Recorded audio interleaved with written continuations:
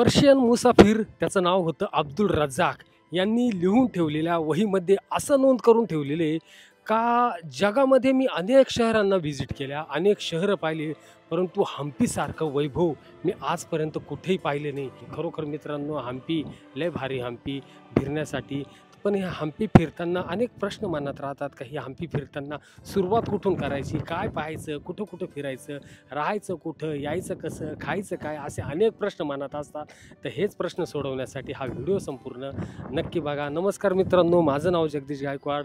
मी करत आहे हम्पीची टूर आणि माझ्या या व्हिडिओच्या माध्यमातून तुम्हाला संपूर्ण हम्पीची माहिती देण्याचा प्रयत्न करत आहे. संपूर्ण ह्या हम्पीचा व्हिडिओ पाहून देखील जरी तुमच्या मनात काही प्रश्न उपस्थित असेल तरी कमेंट करून नक्की विचारा. सर्व प्रश्नांची उत्तरं देण्याचा प्रयत्न मी या व्हिडिओच्या माध्यमातून पूर्ण करेन.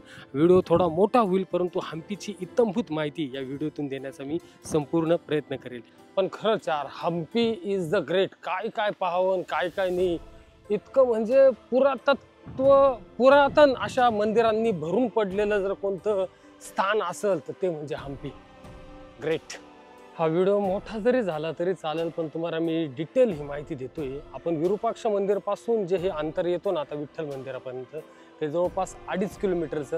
कधी कधी माझ्या मनात असा प्रश्न येतो का माता सीता, प्रभू श्रीराम आणि भाऊ लक्ष्मण कधी काळी या मार्गांनी चाललेले असतील. तुम्ही जर विरूपाक्ष मंदिरात जर आले, दर्शन घेतल्यावर बॅक साईडला बरोबर 12 वाजता प्रसादाचं अन्नपूर्णा जे मंडपम आहे तिथं चालू होऊन जातं.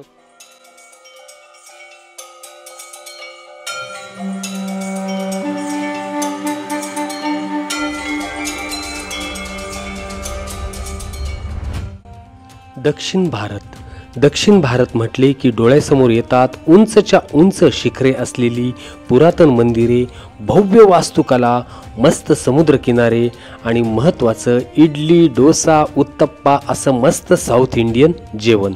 आजच्या या व्हिडिओच्या माध्यमातून आपण करणार आहोत दक्षिण भारताची सफर. सुंदर ठिकाणे, सुंदर मंदिरे, सुंदर समुद्रकिनारे तुम्ही कमी खर्चात, कमी दिवसात कशा तऱ्हेने फिरू शकतात ही संपूर्ण माहिती या व्हिडिओच्या माध्यमातून देत आहे. यात आपण 3 राज्य कव्हर करणार आहोत. 1 कर्नाटक, 2 आंध्र, 3 तामिळनाडू. आपल्या प्रवासाची सुरुवात आपण करणार आहोत कर्नाटकमधून. कर्नाटकमधील विजयपूर, हम्पी, बादामी, गडद अशी महत्त्वाची ठिकाणे, तसेच पुढे आंध्रमधील तिरुपती बालाजी मंदिर, कालहस्ती. तामिळनाडूमध्ये प्रवास गेल्यावर तेथील महत्त्वाची पंचमहाभूत मंदिरे, नवग्रह मंदिरे, मदुराई, आपलं ज्योतिर्लिंग महत्त्वाचं रामेश्वरम आणि प्रवासाचा शेवट आपला होईल तो भारताचं शेवटचं टोक म्हणजे कन्याकुमारी. तर हा संपूर्ण प्रवास, आपण संपूर्ण यात्रा कशा रीतीने कमी खर्चात करू शकतात हे संपूर्ण व्हिडिओच्या माध्यमातून सांगत आहे. संपूर्ण व्हिडिओ बघून आवडल्यास नक्कीच लाईक करा. चॅनलवर नवीन असाल तर नक्कीच सबस्क्राईब करा व ही माहिती आपल्या इतर मित्रांसमवेत जास्तीत जास्त शेअर करा. तर सुरू करूया आपला प्रवास.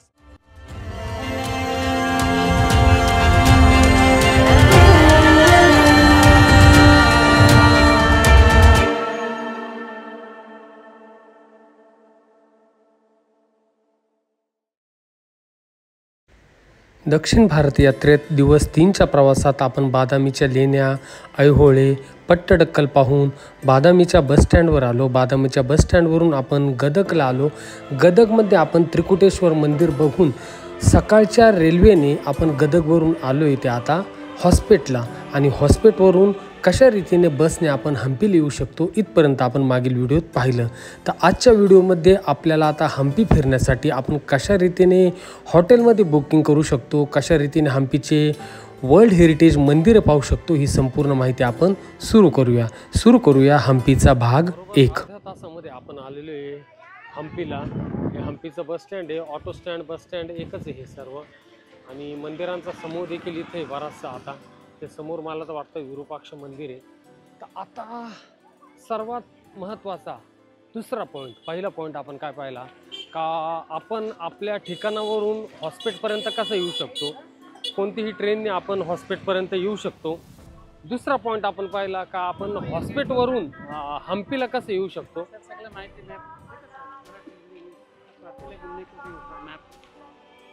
पूरा? नहीं है, अभी गूगल मैप से देख के देखते जाएंगे। ये होटल्स के लॉजेस वगैरह इधर मिलेंगे? इधर मिलता है तो ठीक है, देखते इधर इधर आए हम लेकर आते हैं वहाँ से। नहीं नहीं, मतलब लॉजेस सस्ते में लॉजेस चाहिए अकेले के लिए। मैं अकेला हूँ बहुत अच्छे लागते इधर ना, देखतो मी। तर दुसरा पॉईंट, आता मी जो प्रश्न यांना विचारत होतो का इथं राहायचं कुठं, तर तेच आपण आता पाहू कुठं राहायचं आहे, बॅग वगैरे ठेवू आणि मग आपण एक्सप्लोर करायला निघू हम्पीचं आपलं डेस्टिनेशन। तर संपूर्ण व्हिडिओ पहा, मी तुम्हाला संपूर्ण माहिती या व्हिडिओच्या माध्यमातून देण्याचा प्रयत्न करतोय। आता हे समोर विरूपाक्ष टेम्पल आहे आणि विरूपाक्ष टेम्पलच्याच इथून हा रोड जातोय। इथं 2-3 गेस्ट हाऊस मला दिसतंय। आता तिकडंच जातो, बघतो। जर हलकी बॅग असते ना माझ्याकडे, मी असाच फिरायला सुरुवात केली असती, परंतु नको एवढी जड बॅग घेऊन फिरायचं आणि थकून जाईल। काल पण बराचसा फिरलेलो आणि हे बघा ना यार, एन्शंट रुईन्स इथूनच पाहायला दिसायला सुरुवात झालेली। बस स्टँड हे आणि बस स्टँडच्या जवळ हे विरूपाक्ष मंदिर आणि हे समोर गेस्ट हाऊसेस। तर आपण आता इकडं ह्या एरियात गेलो होतो रूम पाहायला। बरेच सारे गेस्ट हाऊस आहे, चांगले चांगले, महागडे थोडेसे, 1000-1200 पर्यंत चांगले गेस्ट हाऊस मिळून जातात। परंतु आपल्याला थोडं बजेटमध्ये पाहायचं आहे, तर आपले मित्र आपल्याला सपोर्ट करते। आपका क्या नाम भाई? राया। राया, राया भाई आहे इथं। आप काय ऑटो चालवते इधर? ऑटो सायकल आहे। ऑटो आहे यांचं, सायकल आहे यांचं, अजून ते बाईक रेंटल असेल पाहिजे तर यांच्याशी तुम्ही कॉन्टॅक्ट करू शकता। मी यांचा नंबर डिस्क्रिप्शन, आपका नंबर मैं इधर डाल दूंगा मेरे व्हिडिओ में। तर आता कमी बजेटमधलाच रूम आम्ही पाहायला चाललेलो आहे। इथं छोटंसं विरूपाक्ष मंदिर आहे आणि विरूपाक्ष मंदिराच्या बाजूला हे छोटंसं गाव आहे इथं बसलेलं। त्या गावात आता आपण पाहूया। तर आपला जो तिसरा प्रश्न होता का हॉस्पिटलवरून हम्पीला आल्यानंतर हम्पीला रूम कुठे घ्यायचा, तो प्रश्न सॉल्व झालेला आहे। ॲक्च्युली विरूपाक्ष मंदिरापासून जो हा मार्केटचा रोड येतो, त्या मार्केटच्याच रोडनी मध्ये आल्यावर हे गाव जे बसलेले विरूपाक्ष मंदिराशेजारी, त्या लोकांनी, त्या गावातल्या लोकांनीच असे छोटे छोटे रूम बनवलेले आणि त्याच्यातच मला आपले मित्र राया यांनी मदत केली आणि त्यांनीच मला इथं एक रूम घेण्यास मदत केली। तर मी रूम दाखवतो तुम्हाला। हा हे बघा, काय अशा प्रकारे रूम आहे। हा डबल बेडचा आहे आणि पंखा लावलेला आहे, 2-2 फॅन लावलेले आहे आणि वरतून गरम होणे म्हणून हे जाळी लावण्यात आलेली इथं। आणि रूमचा स्पेस पण बराच मोठा आहे। एवढा स्पेस आपल्याला काही आवश्यकता नाही, पण रूमचा स्पेस मोठा आहे। बाथरूम आहे, सकाळी गरम पाणी पण येणार आहे। तर अशा रीतीने हा रूम आपण इथे घेतलेला आहे आणि ह्या रूमची प्राईस जर मी तुम्हाला सांगितली ना, तर तुम्ही एकदम चकित व्हाल, कारण की हम्पीमध्ये एवढ्या स्वस्तामध्ये रूम मिळणं शक्यच नाही। तर हा रूम मला पडलेला आहे, याची 1 नाईटचे मी पैसे पे करतोय ते 400 रुपये फक्त आणि 2 नाईटचे पे करणार आहे ते 800 रुपये। तर बघूया आता 2 नाईटचा स्टे राहतो का 1 नाईटचा स्टे राहतो। शक्यतो मला तरी वाटतंय आज आणि उद्यामध्ये मी कवर करेल आणि उद्याची ट्रेन घेऊन तिरुपतीला जाईल। तर बघूया कसा एकंदर संपूर्ण प्रवास राहतो हा। तर अशा रीतीने तुम्हाला जरी रूम घ्यायची असेल हम्पीमध्ये, तर तुम्ही स्वस्तामधली मार्केटच्या रोडजवळ येऊन ही रूम अशी घेऊ शकतात।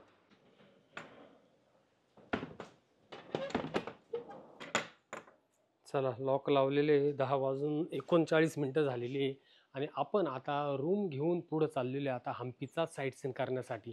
सर्वात आधी आपण सुरुवात करणार आहे ते विरूपाक्ष मंदिरापासून, कारण की त्याच एरियामध्ये आपला हा रूम आहे। तर विरूपाक्ष मंदिरापासून सुरुवात करून आपण बघूया आता कशा रीतीने आपल्याला ही world heritage site Hampi explore करता येईल। तर सुरू करूया। विरूपाक्ष मंदिरापासून जे मार्केट लागतं ना मित्रांनो, त्या मार्केटच्याच रोडनी आपला रूम येतो पुढं।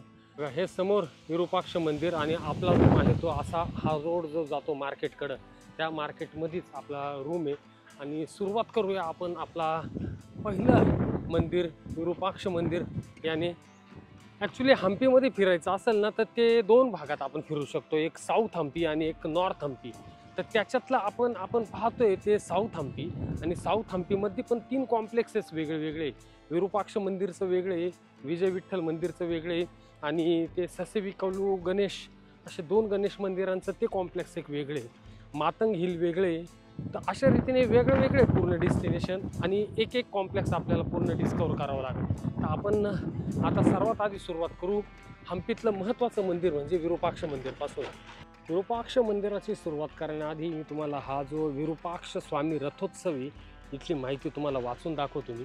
हम्पी का विरूपाक्ष मंदिर आरंभ में एक छोटा मंदिर था। इसका निर्माण 9वीं शताब्दी में हुआ था, जो बाद में विजयनगर काल के दौरान एक विशाल परिसर के रूप में विकसित हुआ था। रथोत्सव मेला चैत्र मास की दशमी से 9 दिनों तक चलता है। म्हणजे आपण जो नवरात्र उत्सव साजरा करतो चैत्र मासातला त्यावेळेस 9 दिवस चालतो। हम्पी मेला पंपापती मेला अथवा हम्पमा मेला है। एक प्रचलित लोकवर्णन के अनुसार हम्पी की धारा सुंदर है, पंपा का मंदिर सुंदर है, हेमाद्री पर्वत सुंदर है और एक अन्य के अनुसार फल पूजा प्रबुद्धजन के लिए और हम्पी मेला पापियों के लिए।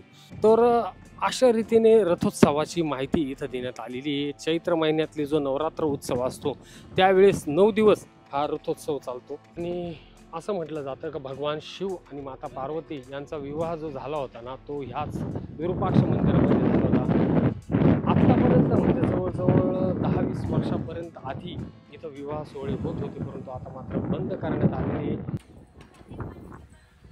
हम्पीला आपण जेव्हा येतो तेव्हा हम्पीचं सर्वात मोठं मंदिर जर कोणतं असेल ना तर ते विरूपाक्ष मंदिर। तुंगभद्रा नदीच्या काठावर असलेल्या या विरूपाक्ष मंदिरमध्ये भगवान शिव यांनाच विरूपाक्ष म्हणून ओळखलं जातं। 7व्या शतकातील या मंदिराच्या भव्य वास्तुकला आणि समृद्ध इतिहासामुळे याला वर्ल्ड हेरिटेज साइट युनेस्कोचा जागतिक वारसा दर्जा मिळाला आहे। राजा देवराय दुसरा याच्या नेतृत्वाखाली सेनापती लक्कन दंडेशाच्या मदतीने हे विरूपाक्ष मंदिर बांधण्यात आले। कर्नाटकातील विजयनगर जिल्ह्यातील हम्पी येथील विरूपाक्ष मंदिर हे हम्पीच्या प्राचीन आणि स्थापत्य सन्मानाचे पुरावे आहे। विरूपाक्ष मंदिरामध्ये आल्यावर हे प्रसिद्ध आपण जे हत्ती पाहतो त्यांचं दर्शन आपल्याला इथं होतंय आणि माकडांपासून सावधान राहा। इथं आपल्या हातात काही ठेवू नका। हे बघा आता यांनी आणलेला प्रसाद त्यांनी घेतला। हम्पीमधील हे विरूपाक्ष मंदिर हे भारतातील सर्वात जुनं मंदिर आहे। जेव्हा आपण हे मंदिर पाहतो ना तेव्हा यातील ज्या खांबांवर जे नक्षीकाम केलेले, जे शिल्प, जी कलाकृती याच्यावर केलेली आहे ती खरोखर मंत्रमुग्ध करून टाकते। हम्पीच्या या विरूपाक्ष मंदिराकडे येणारे 2 मार्ग आहे। एक हेमकूट टेकडीतून येणारा मार्ग मंदिरापर्यंत जातो आणि या मंदिराचं मुख्य आकर्षण म्हणजे भगवान शिवाच्या पवित्र पर्वताची 3मुखी मूर्ती आणि नंदी बैलाची मूर्ती। दर डिसेंबरमध्ये हजारो भाविक मंदिराच्या प्रमुख देवाच्या त्यांच्या पत्नी देवी पंपा यांच्याशी विवाह साजरा करण्यासाठी मंदिरात गर्दी करत असतात। जे आपण मंदिरात एंट्री करताना सुरुवातीलाच जो रथ महोत्सव पाहिला, ज्याप्रमाणे जगन्नाथपुरीमध्ये रथ महोत्सव आयोजित केला जातो त्याचप्रमाणे चैत्र महिन्यातले जे 9 दिवस असतात त्यावेळेस इथं रथ महोत्सव हा साजरा केला जातो। हम्पीच्या या विरूपाक्ष मंदिराचं प्रमुख आकर्षण काय आहे माहीत आहे का? याच्यामध्ये सर्वात महत्त्वाचं म्हणजे आपण जेव्हा समोरील बाजूस द्वारातून आल्यावर डाव्या बाजूस 3 शीर आणि एकच धड असलेली नंदीची ही अनोखी मूर्ती आपल्याला पाहायला मिळते, जी आपल्याला महादेवाच्या कोणत्याच मंदिरामध्ये 3 मुख असलेली नंदीची मूर्ती पाहायला मिळत नाही। ती मात्र आपल्याला या विरूपाक्ष मंदिराच्या प्रवेशद्वारावर पाहायला मिळते। विरूपाक्ष मंदिराची कथा ही कन्नप्पा नयनार या नयनारांपैकी असलेला प्रमुख शिवभक्ताशी संबंधित आहे। हा एक शिकारी होता आणि शिवलिंगाला शिकार केलेले प्राणी अर्पण करीत असते। एकदा शंकराने त्यांची परीक्षा घेण्याचे ठरवले। कन्नप्पा पूजित असलेल्या शिवलिंगाच्या डोळ्यातून रक्त वाहू लागले। शिवाचा डोळा जखमी झालेला असून त्यातून वाहत असलेले रक्त थांबत नाही।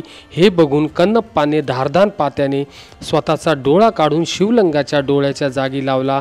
त्यामुळे त्या डोळ्यातून वाहणारे रक्त थांबले। मात्र त्याच वेळी शिवलिंगावरील दुसऱ्या डोळ्यातूनही रक्त वाहू लागले। हे पाहून कन्नप्पाने आपला दुसरा डोळाही काढण्याचे ठरवले। दोन्ही डोळे गेल्यामुळे शिवलिंगावरील रक्त वाहणाऱ्या दुसऱ्या डोळ्याची जागा दिसणार नाही। हे पाहून त्याने आपला एक पाय लिंगावरील डोळ्याच्या ठिकाणी ठेवला व आपला दुसरा डोळाही काढू लागला। त्याच्या या अपूर्व भक्तीने शंकराने प्रकट होऊन त्याचे दोन्ही डोळे पुनर्स्थापित केले आणि त्याला आपल्या प्रमुख भक्तांमध्ये स्थान दिले आणि म्हणूनच विरूप अक्ष म्हणजे डोळे, त्याच्यावरूनच या मंदिराचं नाव पडलेले विरूपाक्ष मंदिर। मंदिराच्या बॅक साईडने जेव्हा आपण पुष्करणी पाहतो, पुष्करणी पाहून थोडं वर येतो ना मंदिराच्या बॅक साईडला, तेव्हा हे श्री अन्नपूर्णेश्वरी मंडप आहे. इथं 12 वाजेपासून 1 का 2 वाजेपर्यंत अन्न म्हणजे प्रसाद मिळत राहतो इथं. तर आपण देखील इथला प्रसाद आता ग्रहण करणार आहे. 11 वाजून 40 मिनटं झालेली आहे. 20 मिनटं तोपर्यंत आपण मंदिराची बॅक साईड आता इथं फिरतोय आणि मग नंतर आपण 12 वाजता इथं प्रसाद ग्रहण करू. खूप छान प्रसाद होता मित्रांनो. तुम्ही जर विरूपाक्ष मंदिरात जर आले, दर्शन घेतल्यावर बॅक साईडला बरोबर 12 वाजता प्रसादाचं अन्नपूर्णा जे मंडपम आहे तिथं चालू होऊन जातं. भात आणि जो रस्सम राहतो, स्पेशली कर्नाटकचा जो रस्सम राहतो त्याच्यात सर्व भाज्या, सर्व रस्सा आणि तो भात, तो प्रसाद खरोखर एकदम छान आणि सुरेख असा. तर आता प्रसाद ग्रहण करून आपण चाललेलो आहे मागच्याच बाजूने तुंगभद्रा नदीचं जे पात्र आहे ते बघण्यासाठी.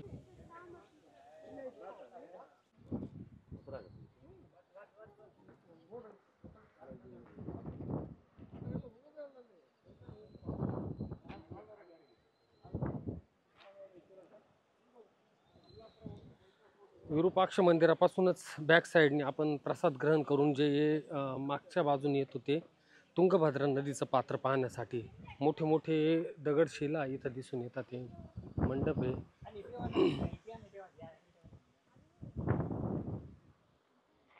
नदीचं पाणी असं थोडं गढूळ झालेलं दिसतंय. आत्ता माझा घरी फोन झाला तर नाशिकमध्ये आपल्या महाराष्ट्रात बऱ्याच साऱ्या ठिकाणी जोरदार पाऊस चालू आहे.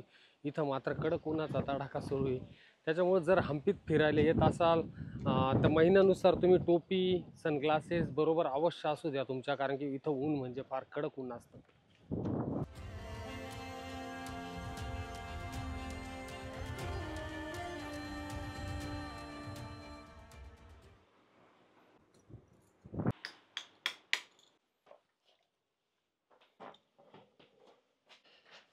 हंपीमध्ये ना यार मित्रांनो, दुपारचं ऊन इतकं कडक राहतं ना, फिरायची इच्छा सुद्धा होत नाही.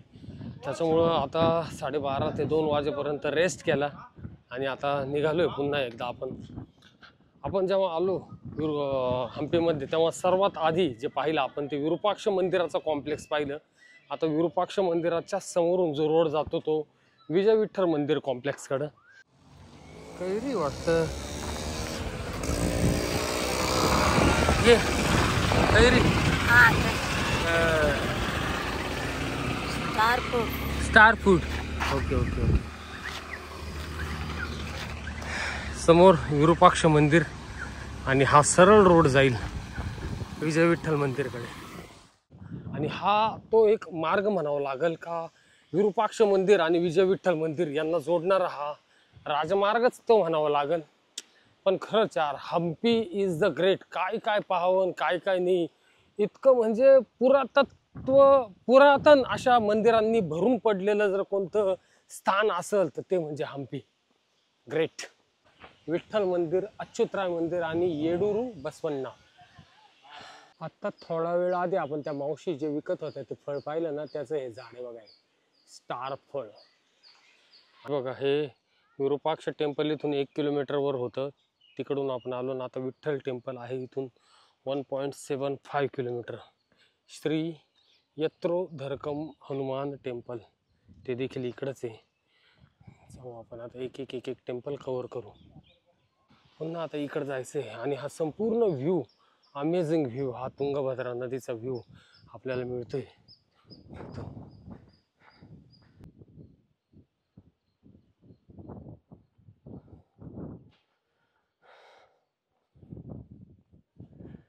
कसे काय यार हे एवढे मोठे मोठे दगड, एवढे मोठे मोठे पहाड असे, आणि याच्यातून वाहणारी ही तुंगभद्रा आणि त्यावेळेस असणारी ही किष्किंधा नगरी, हा जाणारा विजय विठ्ठल मंदिराकडचा हा मार्ग.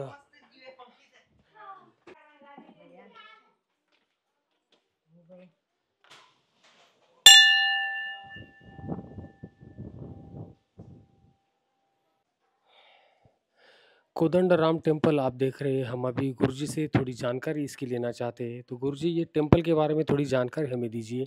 ये कोदंडराम चक्र तीर्थ अभी देख रहे हैं ना, नदी ये तुंगभद्रा, ये प्लेस का नेम है चक्र तीर्थ कोदंडराम स्वामी टेम्पल. कोदंडराम स्वामी, सीता मैया, लक्ष्मण जी और इधर सुग्रीव जी है। सुग्रीव जी है, यही इम्पोर्टेंट है। सुग्रीव जी ने इधर ही राज्याभिषिक्त हो स्थल है और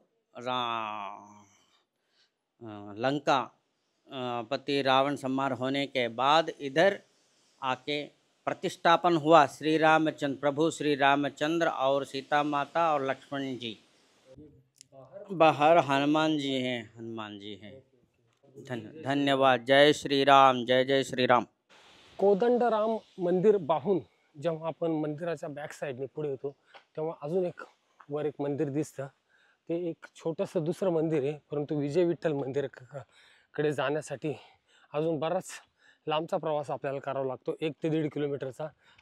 म्हणजे आपल्या भारतातलं पहिलं कोदंडराम मंदिर असं का जिथं श्रीराम लक्ष्मण सीता नसून श्रीराम, माता सीता आणि सुग्रीव यांच्या प्रतिमा आतमध्ये आणि हनुमंताचं शिल्प बाहेर असं जे मंदिर आहे ते कोदंडराम। तर इथूनच आपण चाललोय ते विजय विठ्ठल मंदिराकडे। आपण ज्या भागात आलो आता तो भाग आहे अच्युत रायापूर। इथं काय काय आहे तर पर्वत, जलाशय, स्मारक, किले की दीवार, हरियाली, पैदल मार्ग और आप यहाँ है। म्हणजे आपण आता इथे अजून आपल्याला इथं जाऊन हा मंदिर कॉम्प्लेक्स पाहायचा आहे पुढे अजून। अच्युत रायापूर असं नाव का आहे तर इथं आहे अच्युतराय मंदिर आणि अच्युतराय मंदिर हे 1534 इसवी सनमध्ये बनवलेले आहे आणि विजयनगरच्या वास्तुकलेचं हे एक उत्कृष्ट उदाहरण आहे। आपण जेव्हा विरूपाक्ष मंदिरपासून विजय विठ्ठल मंदिराकडे जातो तेव्हा त्याच्या मध्ये पडणारं हे मंदिर असतं आणि मातंग पहाडी आणि गंधमादन पर्वत यांच्या मधला जो भाग आहे तोच अच्युतरायापूर आहे। इथं फक्त अच्युतराय मंदिरच नाही तर अनेक अशा मंदिरांचा समूह आहे। विष्णू मंदिर आहे, वराह मंदिर आहे आणि अशाच मंदिरांचा समूह पाहत पाहत आपण शेवटी जे पोहोचतो ते विजय विठ्ठल मंदिराकडे। कितीतरी शिल्प, कितीतरी कलाकृती आपल्याला हम्पीमध्ये पाहायला मिळतात। हे बघा आता हे कितीतरी जुनं शिल्प असेल, इथं किती रेखीव आणि कोरीव काम ह्या दगडामध्ये केलेले आहे, परंतु हे शिल्प आज असंच बाहेरच्या याच्यात पडलेले। पुढे थोडे अंतर चालून आल्यानंतर इथं हा मन्नत का वृक्ष लागतो आणि हा मन्नतचा वृक्ष इथं म्हणजे फारच पुरातन असा वटवृक्ष आहे हा। मन्नतचा वृक्ष पाहून जेव्हा पुढे येतो ना तेव्हा एक मोठा दगड आपल्याला दिसतो असा हा पूर्ण पसरलेला। तर याला काय नाव इथं प्राचीन पुल। यह प्राचीन पुल खंडित पुल तुंगभद्रा नदी के 2 किनारों पर स्थित विठ्ठलपुरा और ऋषिमुख को जोड़ता था। म्हणजे एक ऋषिमुख पर्वत तिकडचा आणि इकडचा पर्वत या दोघांना जोडण्याचं काम हा पर्वत करत होता, अशीच माहिती इथं देण्यात आलेली आणि खरोखर एकदम अप्रतिम असं दिसून येते आणि फारच पुरातन विषय आपल्याला इथे होतंय। कधी कधी माझ्या मनात असा प्रश्न येतो का माता सीता, प्रभू श्रीराम आणि भाऊ लक्ष्मण कधी काळी ह्या मार्गाने चाललेले असतील। ह्याच मार्गाने जात असताना जिथं आपण आता सुग्रीव मंदिर पाहिलं तिथं त्यांची भेट झाली असेल। सुग्रीवाचा राज्याभिषेक जिथं केला तीच ती जागा असं तिथं सांगण्यात येतं आणि जी भेट झालेली आहे तो एक वेगळा डोंगर आहे तिकडं, तो आपल्याला उद्या पाहायचा आहे।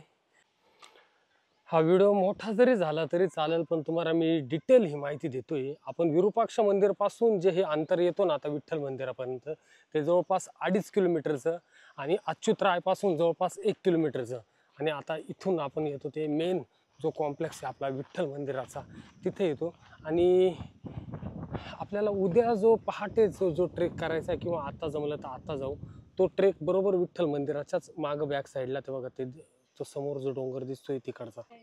विरूपाक्ष मंदिराला तिकीट लागलं नाही आपल्याला, परंतु विजय विठ्ठल मंदिराला आपल्याला 40 रुपयाचं तिकीट काढावं लागलेलं आहे। इथं 40 म्हणजे जर आपण ऑनलाईन जर केलं तर ते 35 रुपये, ऑफलाईन आपण करतो म्हणून 40 रुपये।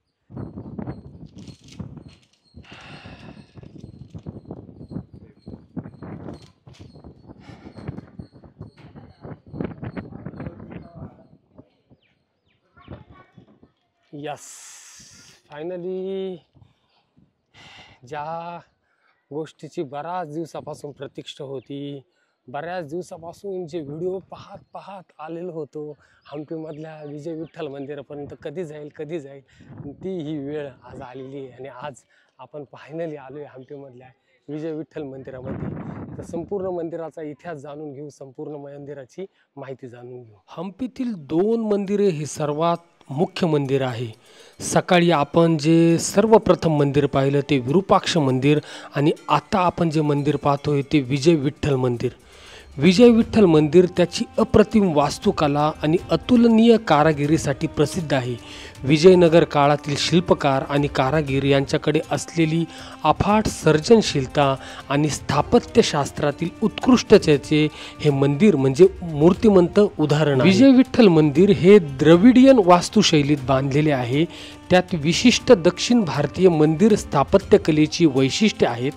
ते विस्तृत आणि कलात्मक कोरीव काम आणि भव्य वास्तुकला हम्पीमधल्या सापडलेल्या इतर कोणत्याही वास्तूंपेक्षाही अतुलनीय असं काम आहे. असं मानलं जातं की मंदिराच्या मुख्य देवळामध्ये मूळतः एक बंद मंडप होता. सन 1554 मध्ये त्याला एक खुला मंडप जोडला गेला. मंदिर परिसर हा एक विस्तीर्ण परिसर आहे जो उंच भिंती आणि 3 भव्य प्रवेशद्वारांनी वेढलेला आहे.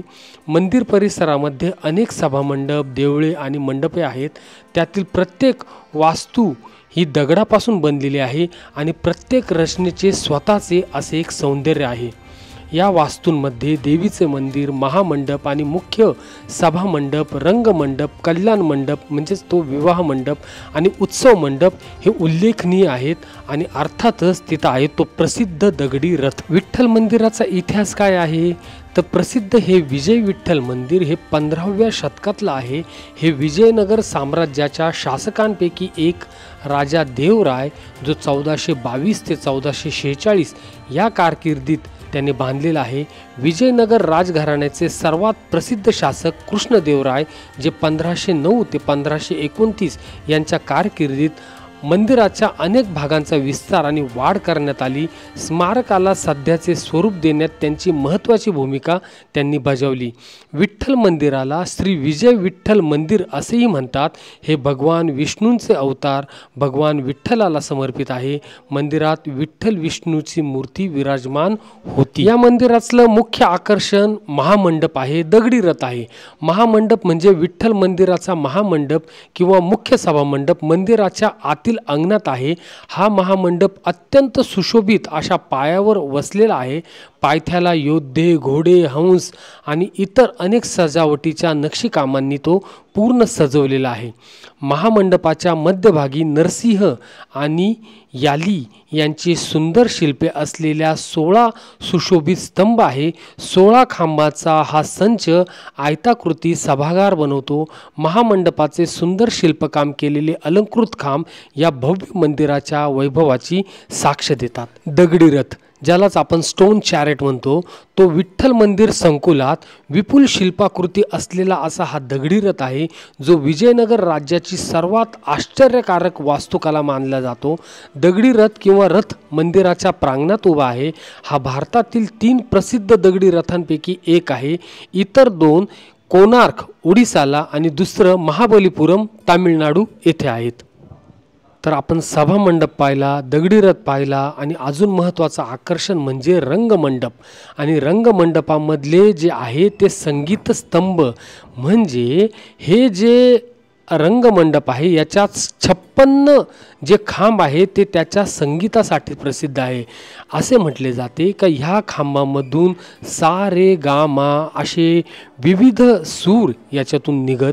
या स्तंभांना सारेगामा स्तंभ असेही म्हणतात, जे त्यांच्याद्वारे उत्सर्जित संगीताच्या लहरी दर्शवतात. जेव्हा खांबांना हळुवारपणे बोटांनी स्पर्श केला जातो तेव्हा संगीतमय लहरी उत्सर्जित होतात. आता हा जो रंगमंडप आहे तो पर्यटकांसाठी बंद ठेवण्यात आलेला आहे. विजय विठ्ठल मंदिराची आत्ताची स्थिती काय आहे तर विठ्ठल मंदिराची अर्धवट आता पडझड झाली आहे.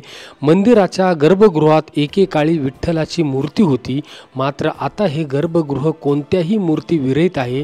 1565 मध्ये विजयनगर साम्राज्याचा नाश करणाऱ्या मुघलांच्या हल्ल्यात मंदिराचा मध्य पश्चिमेकडील हॉल फार पूर्वी उद्ध्वस्त झाला होता.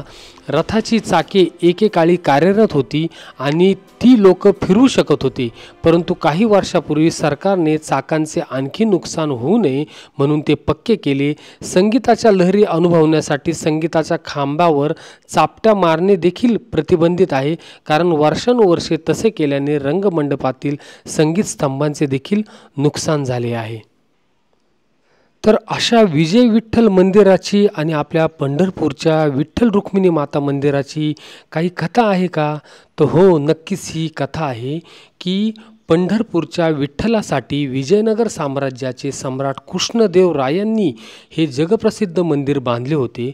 पंढरपूरची विठ्ठलाची मूर्ती घेऊन ते हंपीला आले आणि इकडे मात्र पंढरीमध्ये आषाढी एकादशीला वारकरी जमा झाले. ज्याच्या दर्शनासाठी आपण येथे आलो तो विठ्ठल आपल्या जागेवर नाही हे कळल्यानंतर सर्वांच्या विनंतीवरून संत एकनाथ महाराजांचे पंजोबा श्री संत भानुदास महाराज यांनी आपल्या भक्ती सामर्थ्याने श्री विठ्ठल मूर्ती पंढरीत परत आणून त्याची पुनर्स्थापना केली. तो दिवस होता कार्तिकी एकादशीचा. पांडुरंगरायाची रथातून मिरवणूक काढून संत भानुदास महाराजांच्या हस्ते त्याची पुनर्स्थापना करण्यात आली. ही घटना आहे इसवी सन 1507ची. त्याची आठवण म्हणून आजही कार्तिकी एकादशीला पंढरपूर येथे परंपरेने रथ मिरवणूक करण्यात येते.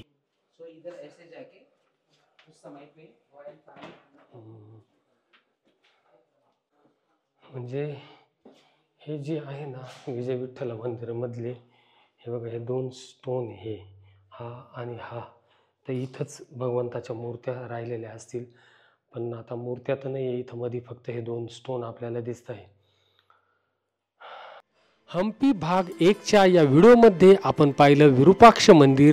विरूपाक्ष मंदिरापासून विजय विठ्ठल मंदिराचा संपूर्ण मार्ग, विजय विठ्ठल मंदिराचा इतिहास, संपूर्ण माहिती देण्याचा प्रयत्न केला. भाग 2मध्ये आपण आता विजय विठ्ठल मंदिरापासूनच जाणार आहे मतंग टेकडीचा ट्रेक करायला. तर ह्या संपूर्ण हम्पीचा भाग 1 पाहून व्हिडिओ आवडल्यास नक्कीच व्हिडिओला लाईक करा आणि आपल्याला या व्हिडिओमधून काही माहिती मिळाली असं वाटल्यास नक्कीच चॅनलला सबस्क्राईब करा. धन्यवाद. हर हर महादेव.